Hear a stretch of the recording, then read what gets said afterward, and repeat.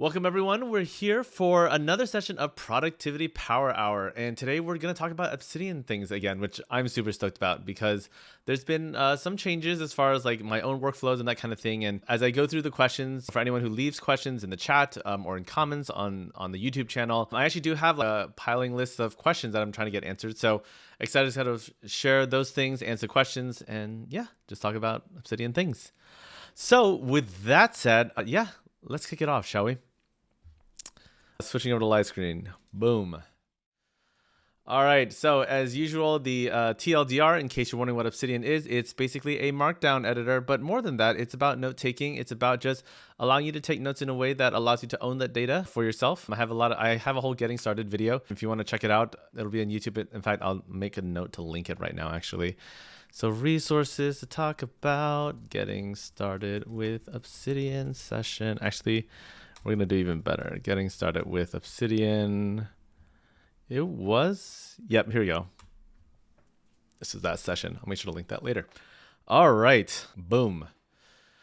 With that, let's talk about some stuff. First thing first, we're going to talk about this question that I've gotten regarding how I basically manage contacts. Because it's interestingly enough, there's been people have noticed that usually a lot of my notes tend to revolve around the people I interact with, and so I typically tag people with the @ symbol. If I go and create a new person here, so let's go ahead and create John Smith. There we go. This is John Smith. Okay, John Smith. We can see here. When I create it, I usually create it with the @ symbol. And what that's doing for me is it's allowing me to actually basically populate a people template, which is essentially how I've lately been managing my contacts. I know a lot of contacts tend to be managed through like Google or whatever your popular cloud provider is. But my problem with that is that you have sometimes limited ways of tracking different things about them. Like when you want to make notes about things that they like, ideas for gifts, that kind of stuff. Like maybe John here really likes calligraphy, and we recently bonded over the fact that you really like Avatar Last Airbender. Like little things like this add up over time, because if it comes to a point where I'm trying to figure out like, oh, I want to buy a gift for John because it's his birthday, these kind of things can really help to kind of like see what kind of interests, what kind of things relate, and those sort of things. Now, one of the things you might notice here, though, is that my people template has this new thing right here at the top that if you haven't been using Obsidian in a little while, you might have noticed it's a little different. And this is what is known as the callout section. Because one of the problems I ran into, actually, let me just go ahead and close this for now.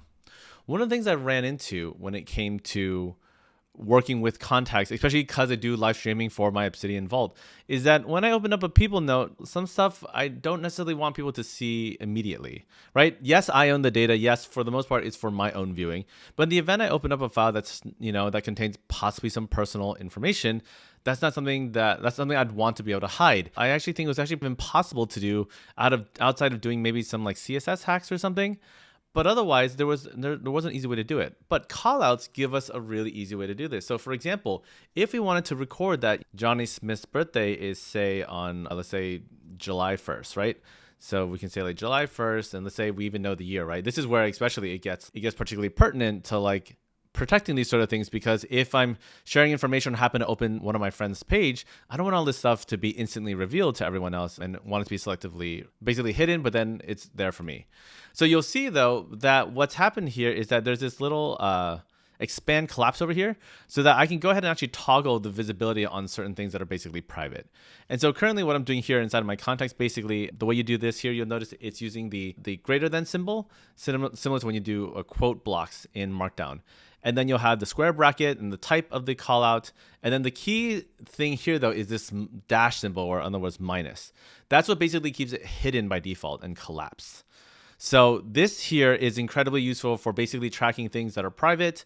And then that way you can always add on to it. But then in the future, right, if we close this and then we open up John Smith again in the future, you'll see that by default it's gone ahead and it's closed by default. And so Ed here with the question, is this a native Obsidian thing? This is. Callouts is fairly recent. I think I discovered it maybe a month ago. We did like a short session on it, I think a little while back. And so I guess I'll make a note to tag that one as well. So let's go ahead and actually let me open up. There it is. In case you're wondering how I did that though, because I know that sometimes when I'm working through things, I use a lot of hotkeys and those sort of things. I use Command Shift T. And so similar to like when you're in Google Chrome, or in fact a lot of other browsers, and you want to open a recently closed tab, basically it's the same exact keyboard shortcut. And it's something that implemented in Obsidian, which I'm really grateful for, because sometimes you just want to open the thing that was last open. I'll go ahead and make sure to mention, let me see. Let's see how good my naming system is. So productivity, power hour, yes. This was around, I think, call out. Oh, what did I call it? Oh, Obsidian Docs and Brainstorming. I think that's actually what it was. It was not specifically around callouts, but it was definitely covered in that one. Oh my God, so many things covering. Okay, there we go. And actually just to verify that real quick, we'll open the note and we can see here, docs intro. Yeah, it looks like I played around with some stuff. I'm pretty sure this is what it is. Anyways, I'll verify it and make sure that the right thing is linked. Okay, so I see here, Josh, the question, do people follow periodic repetition when learning? Oh, okay, let me copy. Whoa, I see here, Rockstar74 rating. Thank you so much for coming on over. What did you all stream? Oh gosh, it's free real estate. That seems. Yeah, so what did you all, everybody? Welcome. So for those new to the channel, so my name is Ben. This is the Ben Codes Zen live stream, and we're talking about Obsidian things. So if you're interested in taking notes or learning about data privacy as far as ways to think about things, linked thinking, this is what we're here. All right, talking about startups, working on a YouTube A/B thumbnail tester. Nice. Awesome. Yeah, so we're here to talk about all productivity things, all note-taking, on thinking things. So if anyone has any questions, please feel free to drop it in the chat. Glad to have you all here. Okay, so I see here, Josh, I have your question. So I'm going to go ahead and just copy that real quick. Let's drop that over here so that I remember to get to it. Boom. And then actually Josh here has been really great in terms of submitting questions, that sort of thing. So I already have a tag for him. All right. So we talked a little bit about context here. And so the main thing here with context, again, is that I prefix everything with the @ symbol. And the reason for this is because it's just easier to tag it. Otherwise, when I go through and I hit J, it's going to hit anything that's related to J. But I do @J, then all of a sudden you can see at least this is all with people who are within a special context. So that's why I do the prefix. Now, the other thing, though, that for those of us who play with periodic notes and calendar notes is you might want to know when it's someone's birthday. So let's say, for instance, though, right, John's birthday is not July 1st. What's today? May 25th?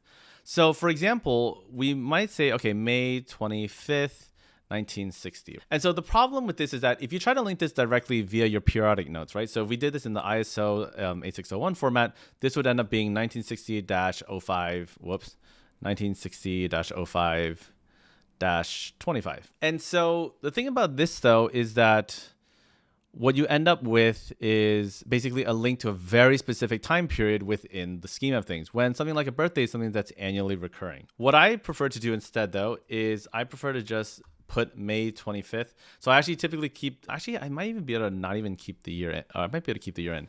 But anyways, the reason this is relevant is because actually, let me do this one instead, just because I'm not sure what I put in today's note. So let's do May 26th. Oh, wait, today's May 26th. My time is all over the place. Okay, let me open up the May 27th, today's note. And then let me split this up. And then let me open up the last thing that we had here. Oh, that's not what it was. What happened? All right, let's go to John Smith. There we go. Boom. Okay, so the question here is, let's see, May 27th, I think is what I'm gonna end up setting up in the end. Okay, here we go. Yep, this worked exactly as I wanted. Okay, so what you'll notice here now is that even with the year, what's nice is that what you end up getting is in the unlinked mentions, you can actually see where things are being referenced to this particular day.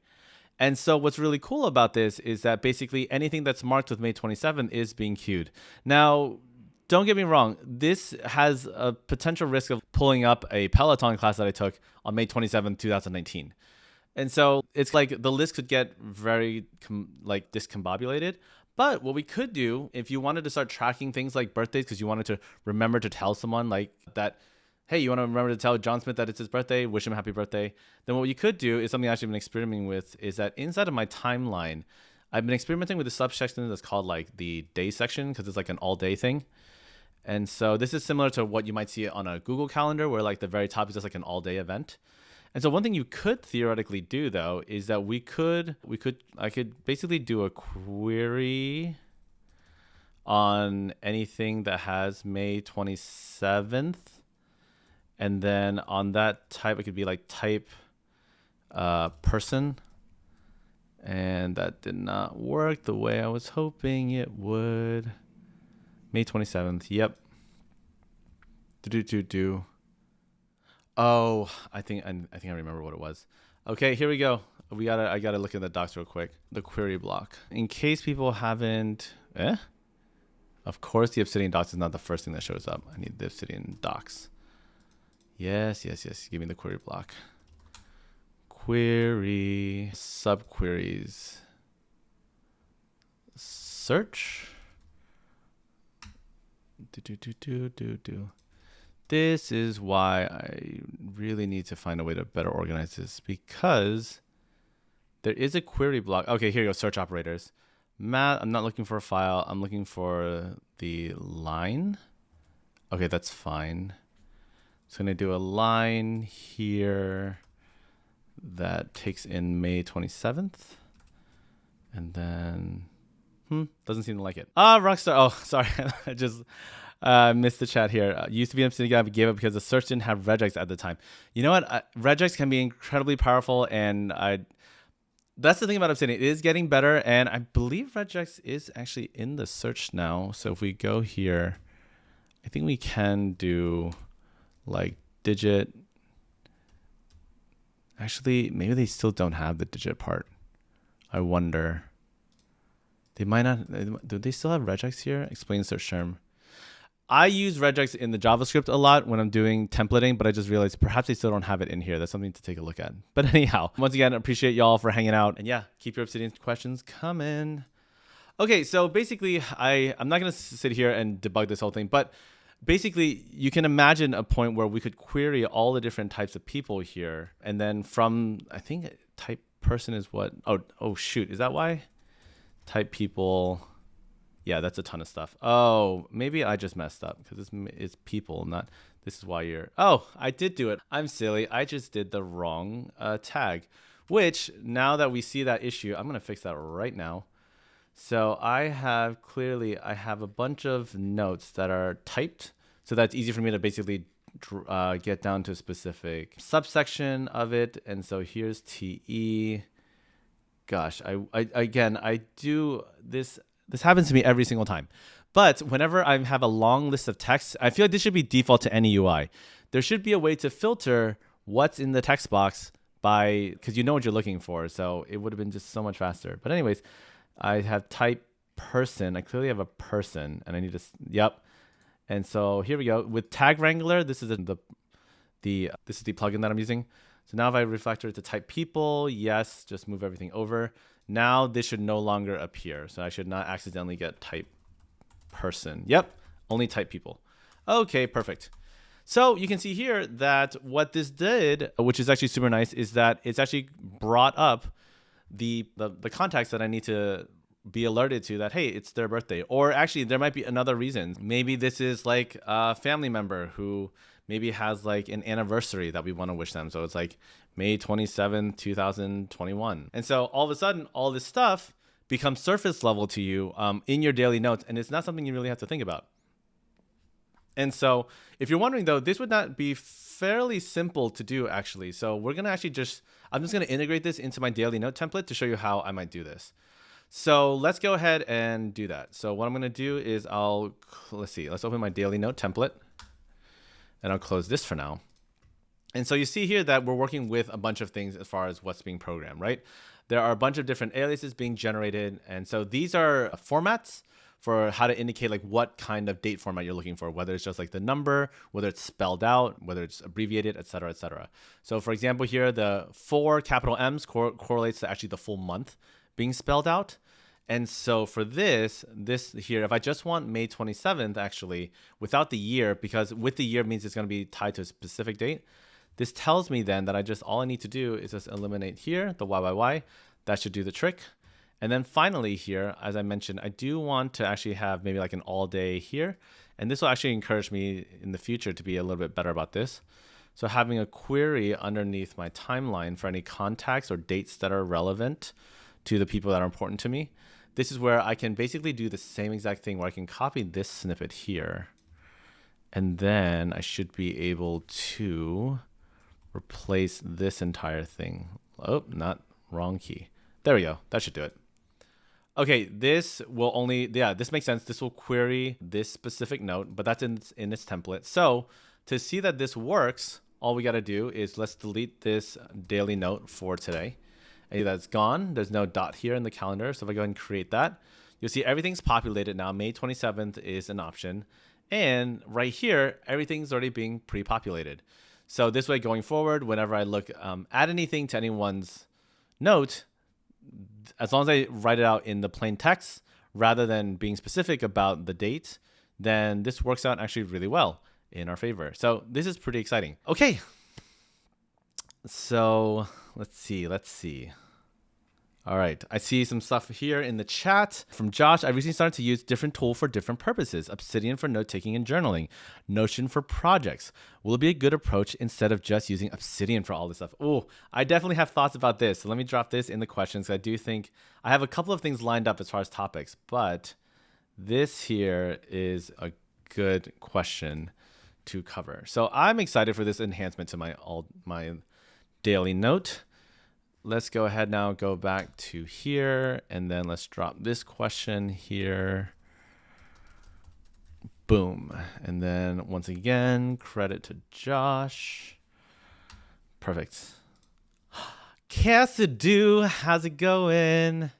Yeah, I'm excited now because now I can see contact information here without having to. Again, I do look at my calendar all the time, so people might think this is a little redundant, but as I personally move more away from having all my data being stored on the cloud, I'm excited for little things like this and optimizations. Now, granted, I do wish this block looked cleaner. I will say that right now. It is a bit much. It would be nice if it was formatted a specific way, but again, for the sake of minimum viable prototype, this works. All right.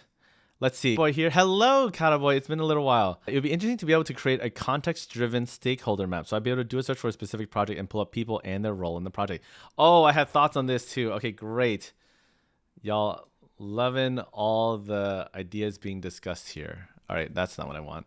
Go back. Okay. Oh, actually, this is a useful shortcut if you haven't learned it already. Command Option left basically allows you to navigate the history of a note, or sorry, of a specific pane. Whereas like I've been going from forward one note to another, I can just go backwards this rather than having to reopen things.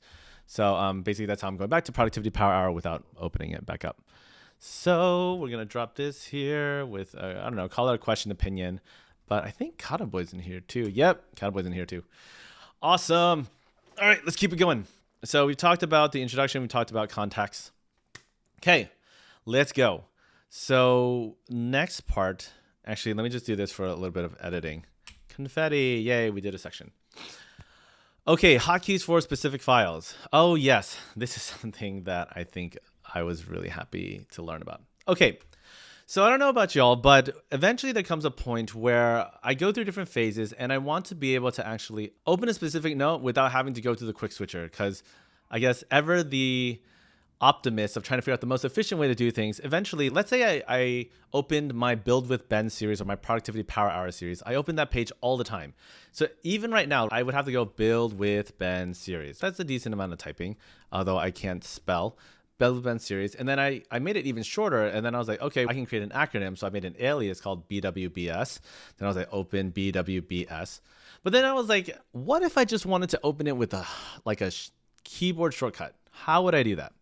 And so I dove down the rabbit hole with this. But there is this plugin that I want to share with you all called Hotkeys for specific files. And what that essentially does is, it sounds like exactly as it sounds. You take a specific file that you want to be able to open, and then you add it to the possible hotkeys. So let's do that right now, shall we? So I'm going to go ahead and let's open up the Build with Ben series. Let's see, where is that? Scroll. Oh dear. Let's see, BWBS. It won't look at my aliases. That's sad. I wonder why it's like pulling up so many different things, but that's fine. But this is part of the reasons why 20, 27. We have had quite a few Build with Ben. Here you go. Here's the series. Gosh, it took a little while. Okay. Once you've done that, you can go into the hotkeys. And if I look up build with Ben, wait, I know. Okay, hold up. That's the build with Ben series with file extension. To remove already added commands, okay, then click add. Okay, that's fine. So then I think now it's going to be in here. There you go.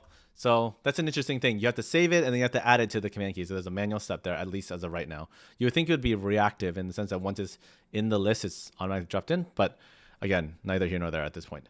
Okay, cool. So now what we can do here is we can configure a specific command. So at this point, I'm going to say like Command Shift B, right? Build with Ben. That's how I'm thinking. So Command Shift B, let's see if it exists. It does not exist. Command Shift B. And so if you're wondering why I'm asking does it exist? Imagine if I did something like Command B. So if I was like, oh, Command B, build with Ben, you'll see that in case for you haven't played around with a lot of hotkeys enough. This is, again, a fantastic user experience that I think needs to exist in every single application that uses hotkeys and allows you to customize it. It should tell you when it conflicts with something and then what it conflicts with specifically. Because I've had hotkey stuff that was like, oops, sorry, this command's already been taken. And then I'm like, but by what? And then I have to scroll through and play Where's Waldo on a very specific key combination. Like, it's completely unnecessary. If you know where the conflict exists, you can tell me where it exists so I can decide whether or not toggle bold is more important than, say, open build with Ben series. And so bold is very, very common for me. So I'm not going to override that. But Command Shift B, that could work.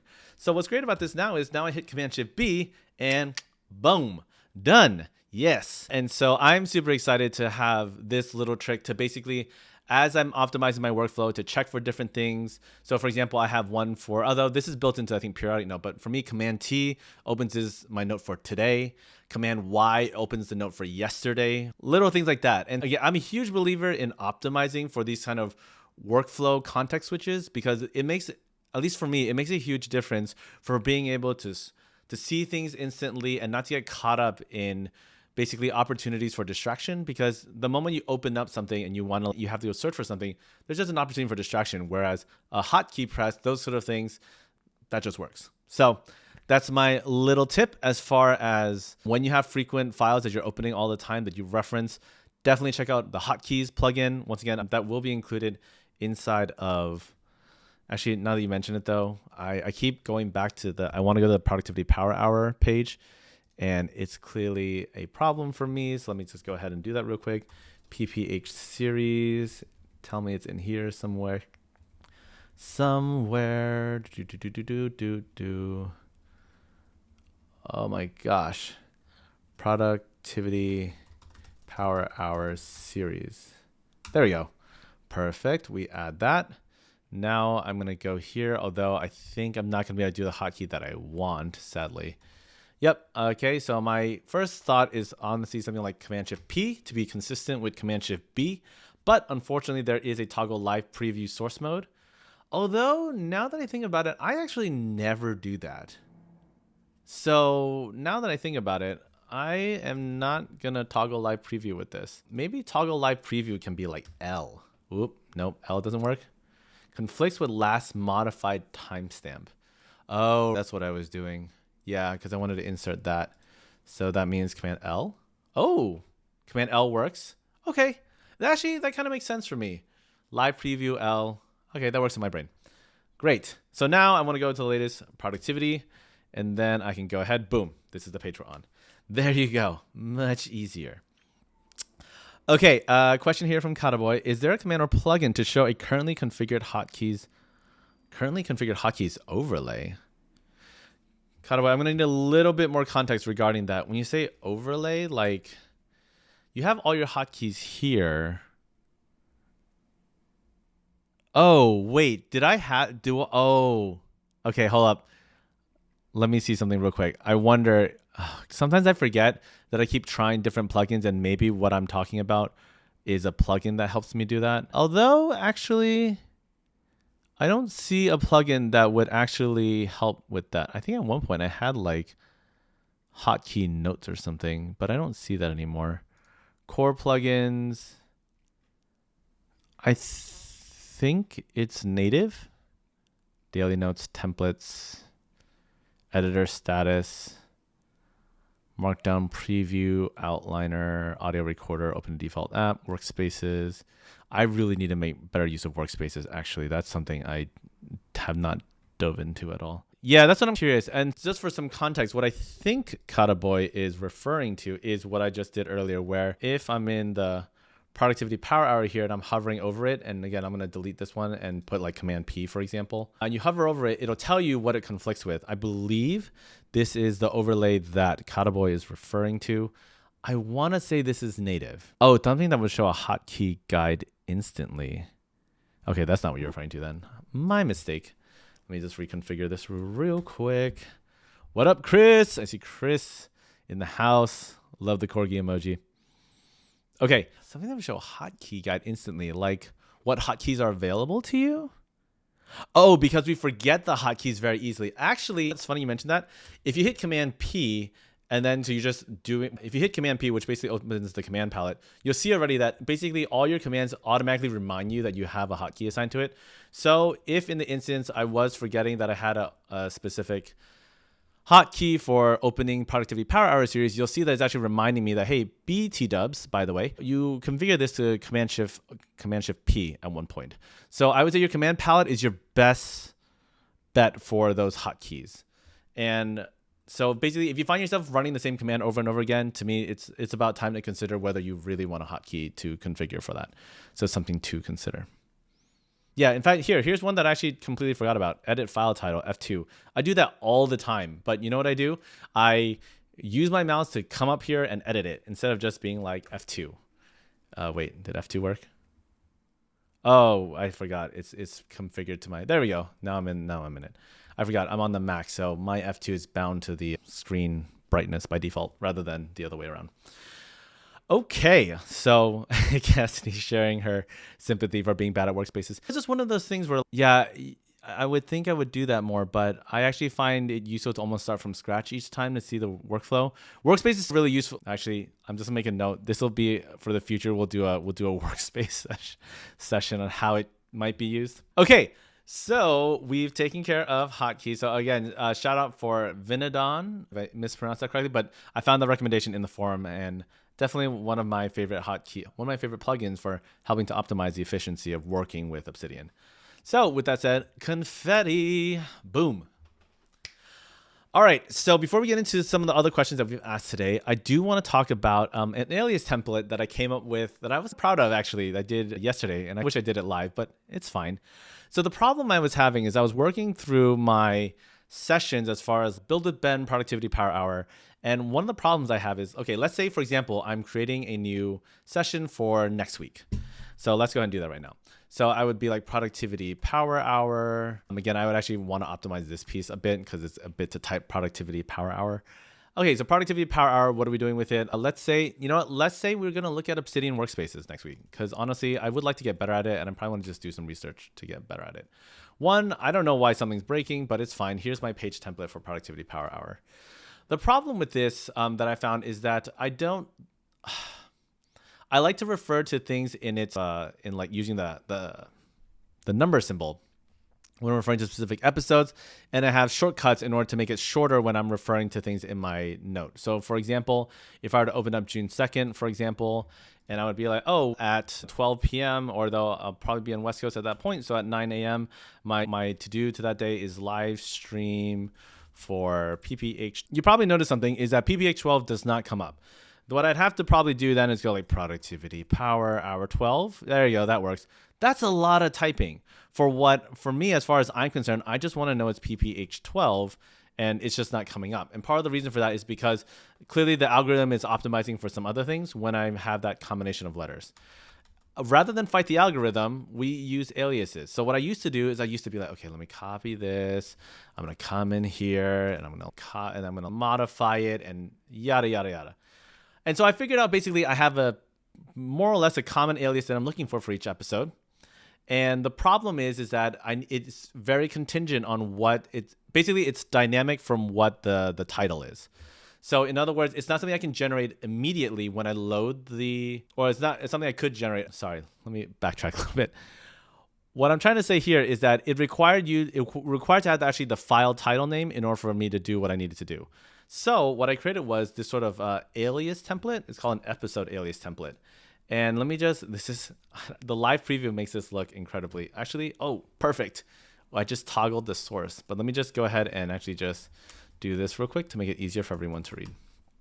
Okay, so what's going on here, let me show you it in action, although I just botched it. So let me just, oh gosh, okay, let me do this real quick.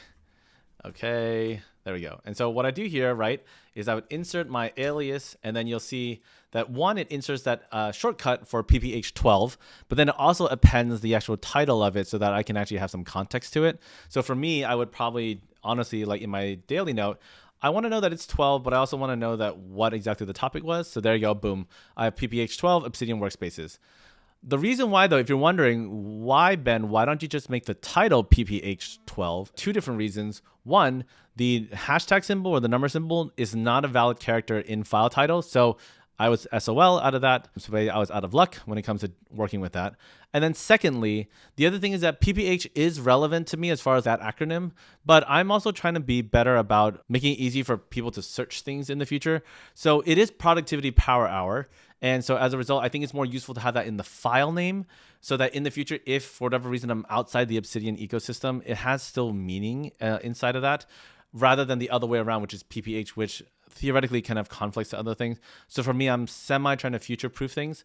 And so this is why I'm leveraging the alias for the acronym rather than the file name directly. Because most of the time, again, because aliases make it so easy to refer to files however you want to, then piece of cake.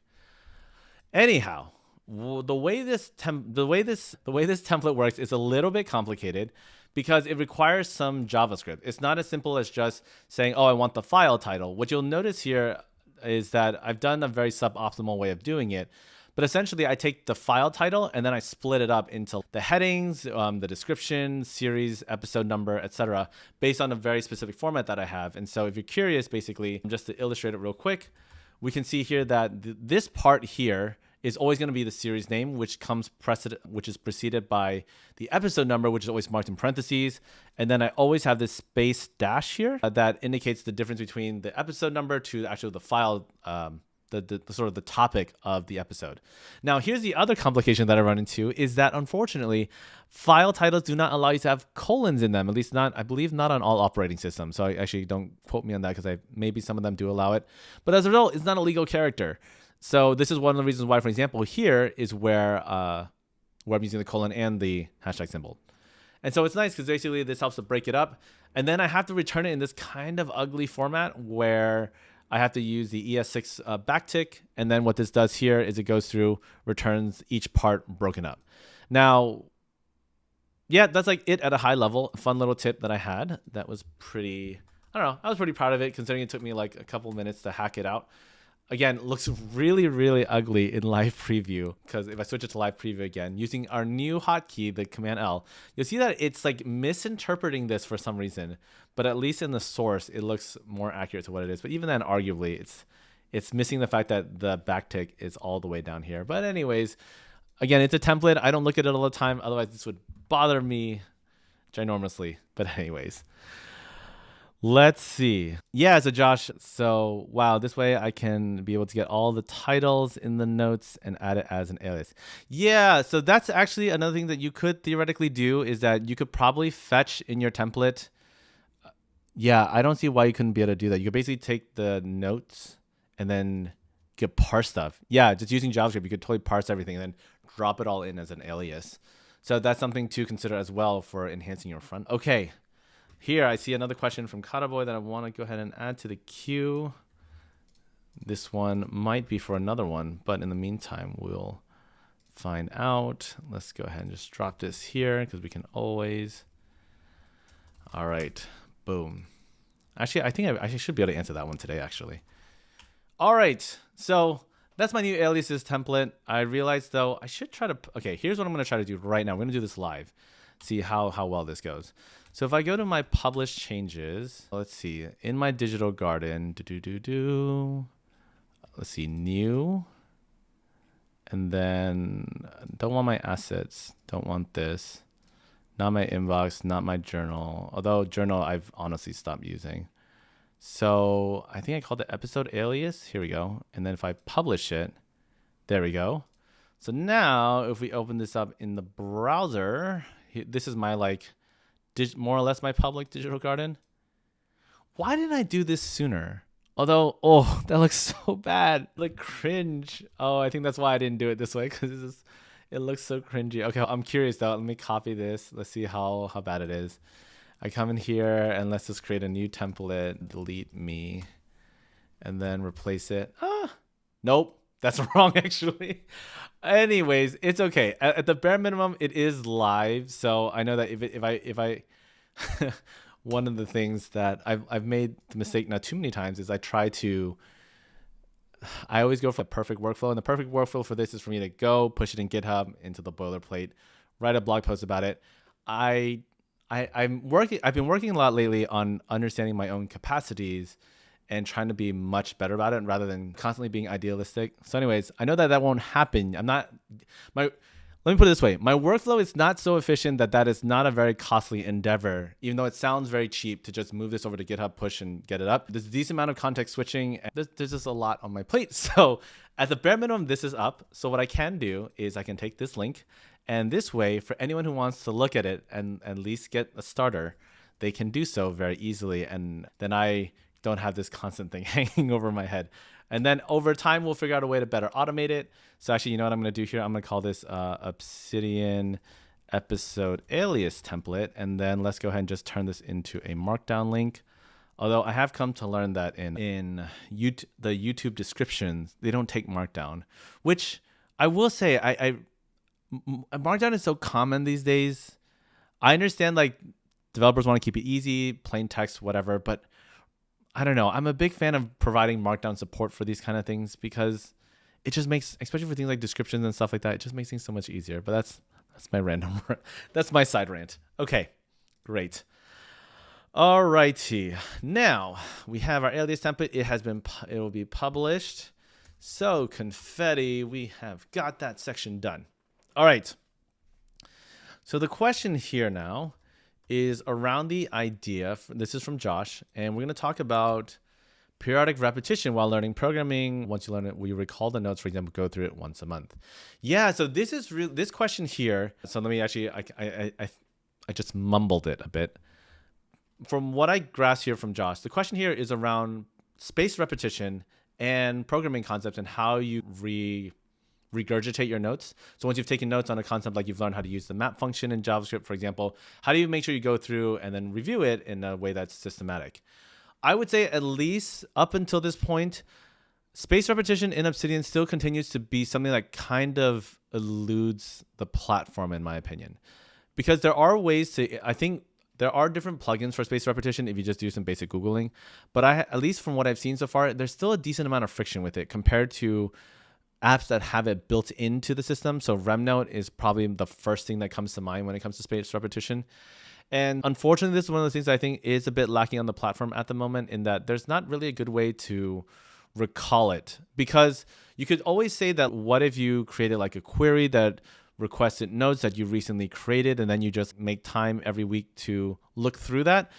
That works at generically, the solution algorithm seems to make sense. But if you're using your note-taking system as frequently as I think some people are, it becomes rather untenable, because you want to, even in this question, it's a great example. You want to review notes that were recently related to programming that were recently edited. So one thing we could do, for example, actually just for the sake of demonstrating how you might do it, because what was I trying to say? Sorry, Cowboy just pointed out something I did want to address real quick, but let me do this.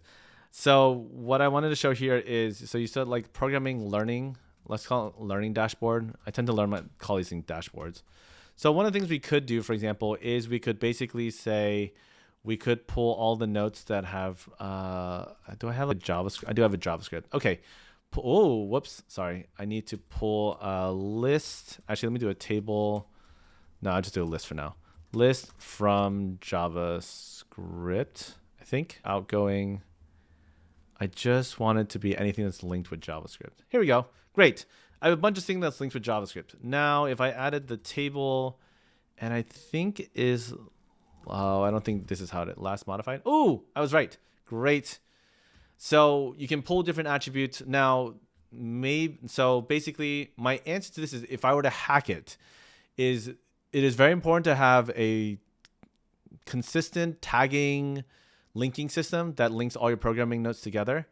And so this is where things like back matter or front matter are really relevant. So if you're creating a new programming note, this is where I would create a new programming note template so that every time you create a programming note, it's just automatically tagged with, let's just say it's called tag with programming. Then you know every single time you can go through and go, hey, using something like data view, you can query things and you can be like where, I don't know this off the top of my head, but basically you want to be like the last modified was like within the last maybe week or two. Is you can determine your queries yourself. But at the bare minimum, what's nice about this then is that we could sort this. So I could say sort by last modified. And then you can see here, oh, I don't want that. I think I want ascending. Oh, no, I meant descending. There you go, descending. So now we can see here that the most recent thing that we ever looked at was this. And so honestly, for space repetition, you're probably looking for the oldest thing. And I believe actually even in data view now, you can actually limit the query. So this is, call it a manual way of scanning through to be like, hey, what have I not looked at in a while? And so one of the ways you could then mark that something's been reviewed is there's nothing stopping you from let's talk about classes in JavaScript, for example. So you cannot define class within a class in JavaScript. They're like scope, functions, and variables. I don't even know why I took this note at some point, but I did.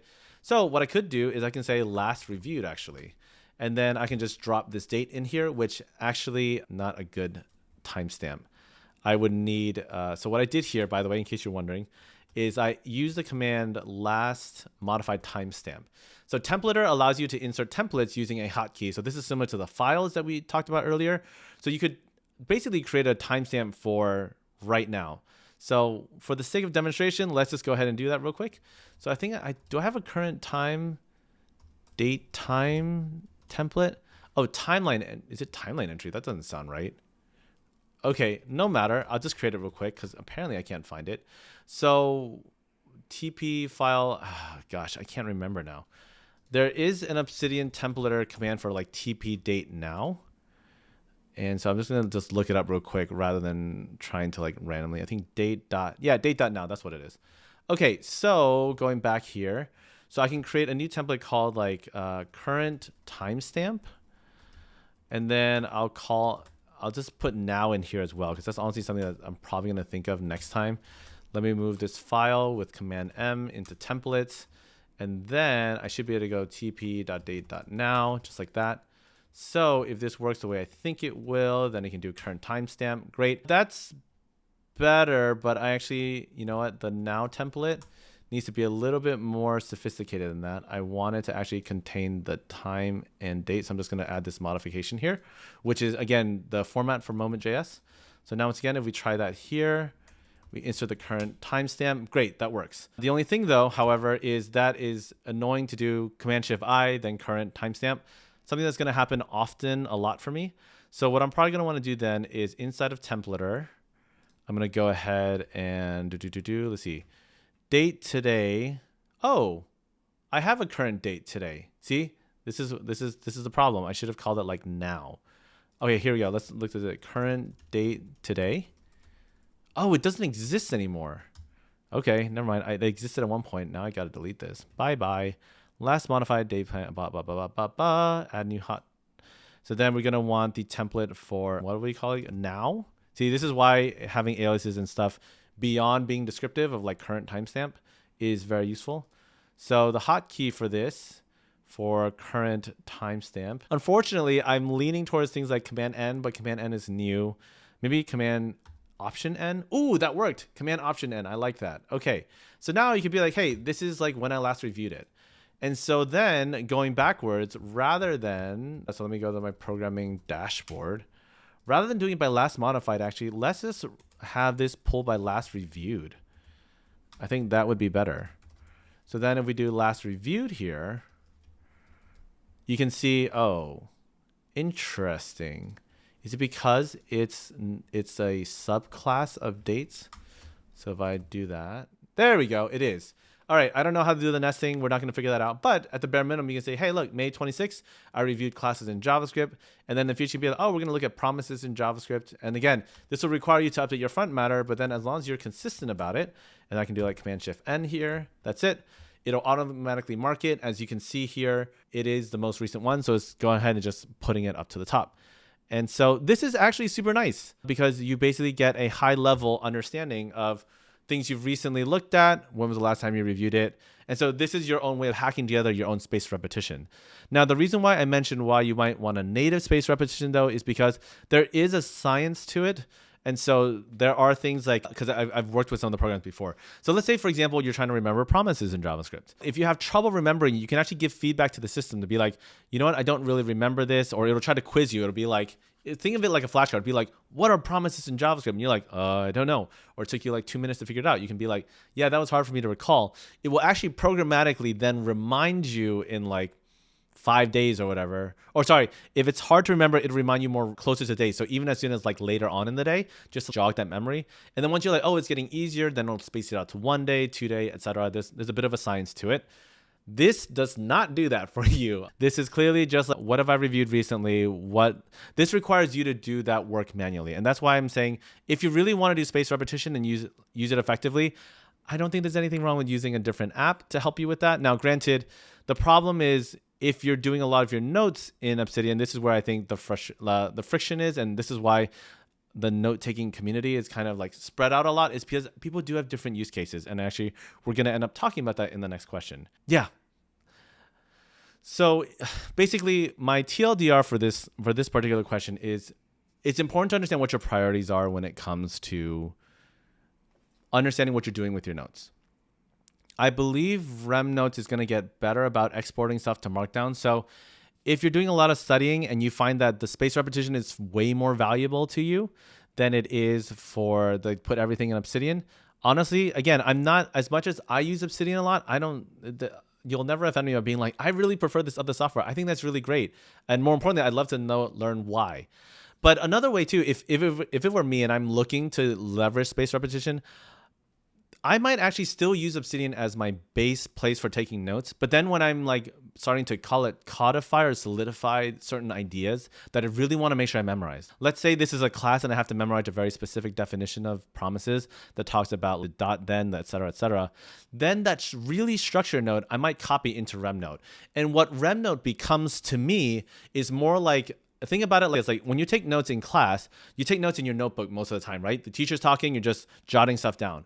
But when you want to have study aids, like flashcards and those sort of things, you'll transfer that information again onto something else as a way of sort of like reinforcing that knowledge. But then more importantly, you've probably come up with a new structure to help your brain remember those things, particularly with things like flashcards.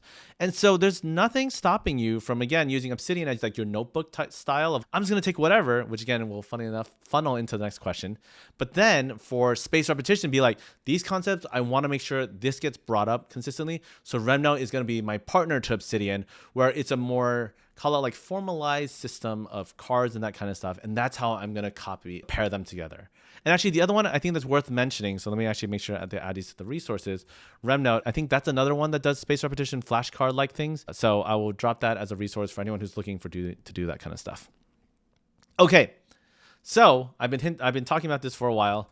Let's jump on over, shall we? So let me actually do a couple of things. Let me, I'm going to totally forget I did this. So I'm going to drop that real quick. Actually, I'm going to fix this front matter because I've actually stopped with the sub embed, and then I don't have a last reviewed here. Drop that here. Great. And I don't need this dashboard, so this dashboard is going away. Okay, great. So our next question here is talking about the different purposes, which actually, again, relates to that first question of, in this case, so Joshua is saying here that he's using Obsidian for note-taking and journaling. And then in this particular case, this question is talking about Notion for like project management. And so I guess here I'm going to just comment on this. Maybe it's more of a statement. I guess I interpreted it as a question originally. But honestly, at a high level, what I would say about this is that, as you can expect from, or as if you were listening to the last question, this is not a surprise. I think it makes sense to use the tools that are specialized for the things that it's built for. And so Notion is extremely good at collaboration.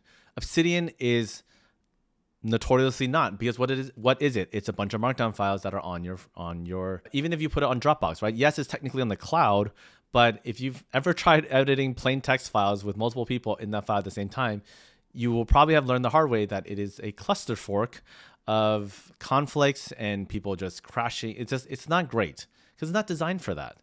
And so this is where Obsidian is basically one of Obsidian's greatest weak points. So rather than trying to fight it, Notion makes a lot more sense, similar to how I was talking to spaced repetition and rem notes. Notion makes sense for stuff where you need to collaborate with others and where maybe more formal documents need to live. But Obsidian still might be your personal brain like assistant for everything. And yeah, I think Notion is great. When it comes to project management, though, I still have some reservations about Notion due to things regarding performance and that kind of stuff. But I am talking about Notion at a pretty high scale. So if you're trying to do some really advanced project management stuff, and I'm talking like you're managing epics to like tasks to making sure things are related to the right milestones and etc., Notion can do all those things, but there's a lot of work that goes into it. If it is fun for you, I would say have a blast, customize the heck out of it. If you want something that's built and it just works and utilizes some of those best practices, so actually a great example is what we talked about earlier. If you want to build your own like tool for reviewing things, just like I did with the programming dashboard that we saw earlier, then yeah, that's what Notion is. It lets you hack together what like these kind of primitives to have your project management dashboard, your tasks, and that kind of thing.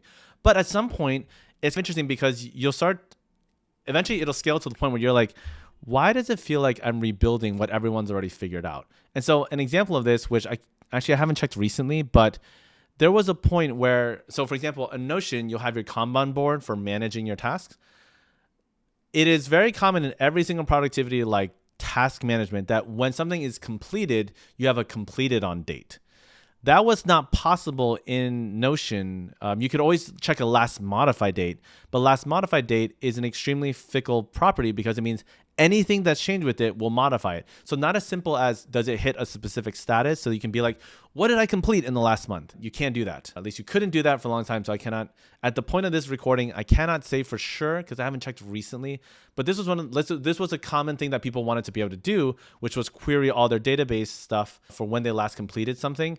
And then it wasn't possible because what you had to do instead was actually manually mark when you completed something. And again, it seems like something that's not that hard to do, but it is additional friction in the grander scheme of things. Because I have so many forks. I have a giant pile of docs. Yeah. Yep. Something we all deal with. It's one of the reasons why I like, honestly, this concept of linked thinking and tools like Obsidian is because it starts to recognize that most of us don't think linearly. We don't have these perfect drawers and folders for where everything has its place. And as a result, things can get messy. And rather than punishing you for it in terms of making it hard to find things, it says, you know what? You're probably going to look for things in different contexts. Here's how to help your brain do that, rather than memorizing a specific place for a specific time. So what I'm saying here, I was talking about, I think, building things when it comes to manual pieces versus lessons learned. If you're doing this more for example, if you're working with clients and that kind of stuff and it's for a job, unless the people you're working with already are very familiar with Notion, Notion can be a lot for some people. I know that Notion fans, again, be very clear, I love Notion. And in fact, I've been very vocal about my love for Notion, but I actually have encountered people who found Notion hard to use, which might sound weird for people who found Notion intuitive, but it is tricky for some people. And so if you want something that's just more like a click and go, like it's already all the wheels built in and that kind of stuff, something like Asana might make more sense. I think the free tier should work for most people if they're just getting started. But anyways, just know that the balance between tooling ultimately comes down to how specialized of a problem you're trying to solve and then the kind of people that are using it. That's really what it boils down to. So hope that helps to answer your question, Josh. All right. Oh, actually, I did want to address this before I forget. Boy, I had actually mentioned this concept of wabi-sabi. And I don't think I ever... See, yep. So I'm just going to create the note right now. I thought I had this at one point.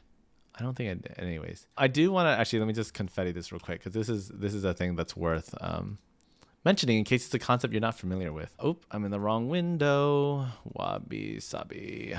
All right. So if you're not familiar with wabi-sabi, it's about a Japanese worldview where you learn to... It's about learning to accept the concept of imperfection and not only accepting it, but almost basically embracing it. And so here, I'm just going to paste this image here. And actually, I need to rename this image real quick because I'm never going to remember that. Sabi bowl. This is the canonical bowl that's often mentioned with the concept of wabi-sabi. And it's, as you might have noticed, you might think that a ceramist, actually, I don't even know, ceramicist? Basically, anyways, they made the bowl and then they painted these lines. It looks beautiful, right? No, actually wrong. That's not how this was made. What actually happened was they made the bowl and it was actually this part right here, all the gray, the white stuff, and it basically not the orange gold stuff. And then what they do is they break it. And then through the process of reconstituting the bowl, they'll add like basically a special type of glue adhesive that also ends up being like a paint too and color. And this is what actually results in that this sort of sense of imperfection. And what's beautiful about things like this concept is when you think about it, there's a way to recreate this bowl. That's the only reason why I hesitate. But basically, this bowl is one of a kind. Whereas one of the things, the Industrial Revolution has done wonderful things as far as being able to help with mass production, accessibility to things that other people might not have been able to because things are cheaper now. Granted, lots of cons to it. But one of the cons that we can address that's less on the sort of call it like moral ethical side is the fact that everything's the same. Everyone can get the same identical thing. And what happened to the humanity of things? And so I think Wabi-Sabi ends up diving in a bit into this concept and explores this idea of what it's like to things aren't like, for example, if I imagine whoever makes these bowls, you're never going to be able to buy two identical bowls. So you will never have a matching set you would if you bought something that was factory made at the department store. But you might get a series of unique bowls, just like when you cut gems. None of them are basically so basically they're statistically speaking, they're not going to be identical. That's what I'm going to say. Because if I speak in an absolute, there's a possibility that they could be identical. Anyways, that's the way my brain works sometimes. So I just wanted to call out Kataboy and by call I mean like a shout out for bringing this up because I think it's a great concept to keep in mind when it comes to moving forward and finding something that works. And more importantly, like just embracing the fact that it's not always going to be perfect. And that's not only a good thing. That's not only okay, but it could be a good thing. So that's my little, in fact, let me just let's see, tangent wabi-sabi. That's what happened. All right. Cool. All right. We still have some time, which is excellent. Whoops. That's not what I wanted. I want the confetti. Boom. All right. So our next thing we're here to talk about is it would be interesting to be able to create a context-driven stakeholder map. So I would do a search for a specific project and pull up people and role in their project. Okay. I remember why I wanted to talk about this. It's because I've actually explored this very concept in Obsidian. So what I've done in the past is I have fallen a little bit away from it, to be honest, only because I was finding myself doing so much scaffolding in Obsidian that it was starting to hurt my productivity. Like I was doing so much administrative work. And so I think there probably is a world where that you could strike a better balance, but I'll at least show you what I would do. So let's call it like I'll call this a project template. Oh, actually, do I still have the project page template? I do. Let me actually create a new project page template actually. So let's call this I'm going to call it boy. Actually, wait. Command Shift N. We want a project page template. Great. Let me split that over. Let me move this back a bit. Okay, great. And then let's call this project kata. Okay. So one of the things I would do actually when I would create a project in Obsidian is to actually do some of this tracking. And so to be honest, with some of my new tools, this might actually work really well. So I'll just explain why. So one is I would always have stakeholders that were tagged to a specific project. So I would know who was involved in getting said things done, which was super nice because then this allowed you to have that sort of, again, the graph linking. So in this regard, if we linked John Smith, for example, this would mean that like in the local graph. Oh, wait, what did I do for local graph again? I think G. Oh, yeah, that's right. Local graph G, global graph G. Yeah, okay. Yep, that's what it was. Okay, so let me go back. Yeah. Okay, here we go. So what's neat about this is by doing your project management in Obsidian, you get this graph relationship. But more importantly, what's particularly cool though is that with the Excalidraw plugin, which we explored, I think, in the last session, now you obviously get a chance to now really start to brainstorm. And that's what I think I was missing in my original thing. So we talk about like resources, right, for a project. We might want to talk about, let's see. So let me do a new Excalidraw, new drawing in new pane. Yes, please give me that. And then I'm going to call this, let me go back. Oh, wait. Oh, no, go forward. I'm going to call this project, project kata whiteboard. Okay, great. So what's nice, what just happened? Project kata. Let me do this real quick. Project kata whiteboard. Okay, there we go. Now I can open this on the side. Great. You actually just close everything. So what's great about this now is that now, again, at least with project management, a lot of times I do want to be a lot more free flowing rather than having to stick with a specific document. So what we can do is we can say, hey, for let's say, how do I get this? All right, whatever. Project kata. And so we can here, and then let me switch the mode real quick. And so project kata, actually, I want to make this a linked thing. So now when I go back, there you go, project kata is here. And so what's beautiful about this, let me just group the selection here now, is that when we look at the graph for this file, you'll actually see that our whiteboard is linked directly to that. And so this is where you can really start to relate things the way you want it to. So if you're like, okay, we're going to talk about different people that we need to reach out to. So let's say people are this, then we can be like, let's see, that's not going to work. I forgot how, but anyways, John Smith, you can relate, and then you can create these notes. And over time, as it grows, then basically what this allows us to do is you can see that everything is related. You keep all the relationships there. And that's how I would do project management at a high level when it comes to, doing project management in Obsidian.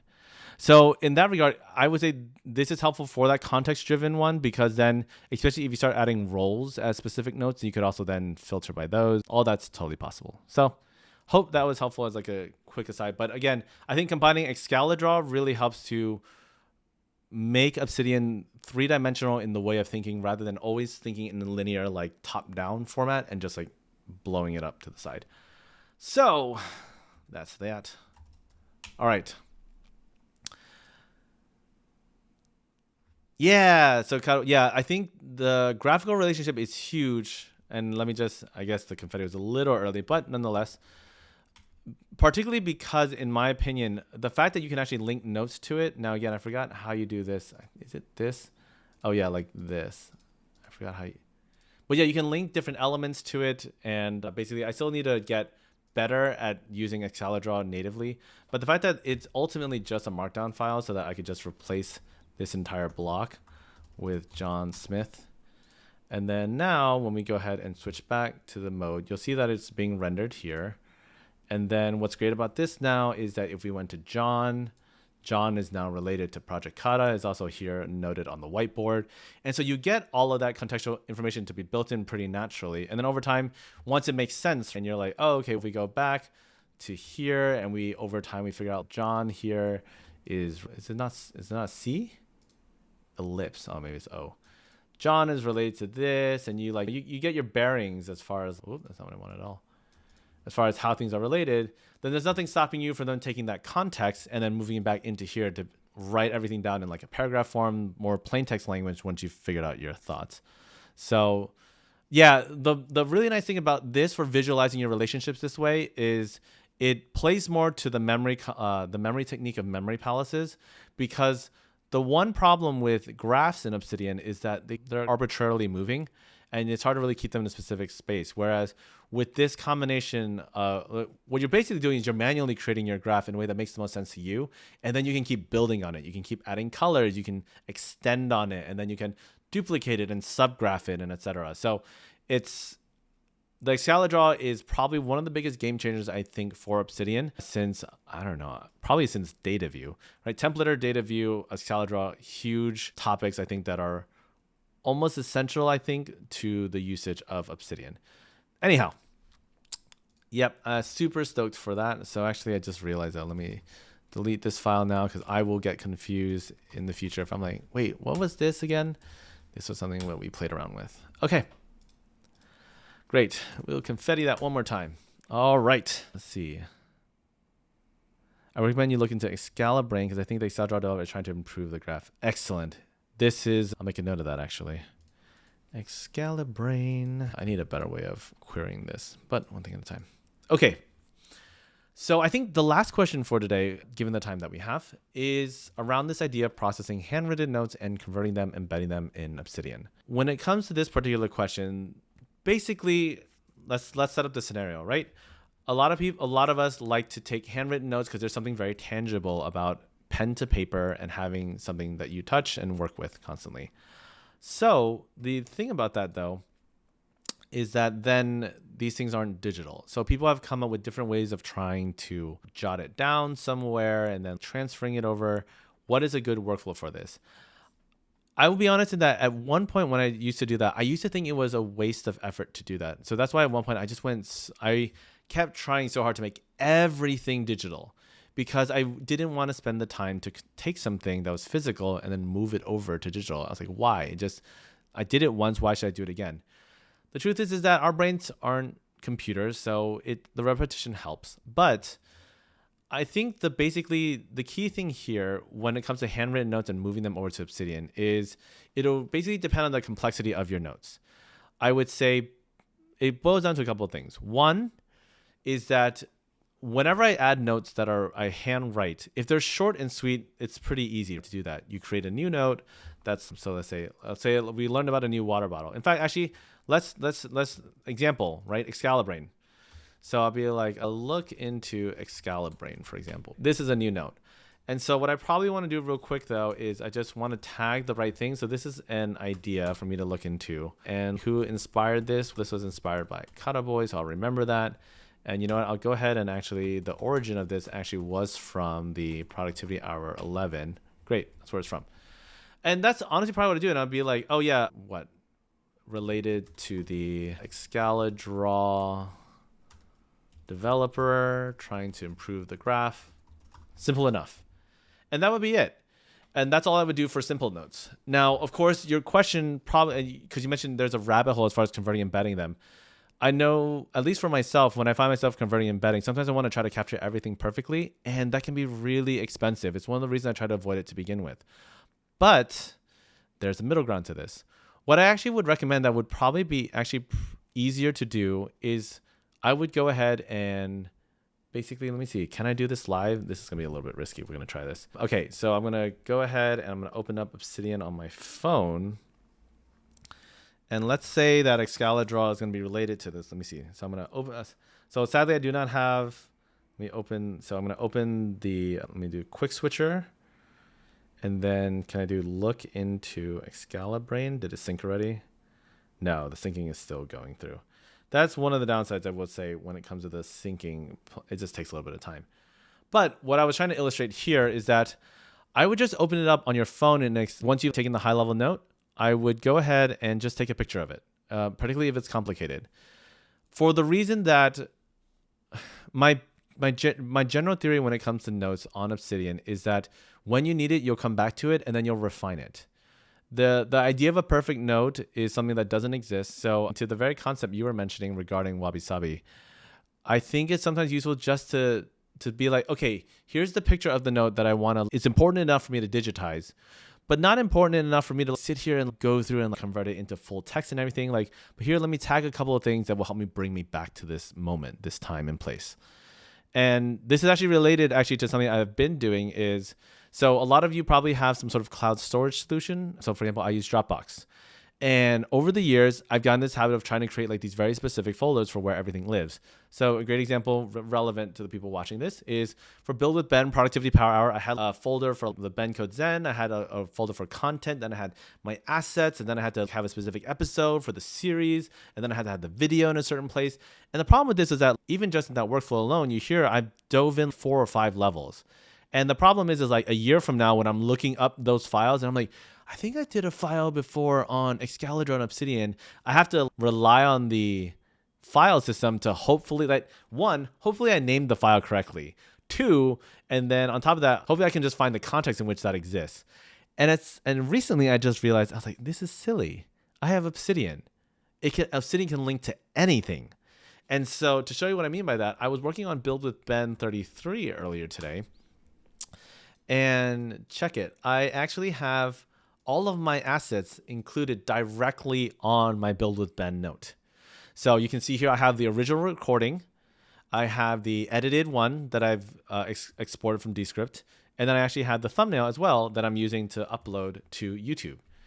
And what's great about this is that in the future, when I'm like, oh, I think I had something about enhancing resources or whatever, and like, I can basically go through my notes and I can basically leverage Obsidian to find the files I need within the certain context. And so what I'm ultimately doing is like, this is relevant. I'm going to say this is relevant to this.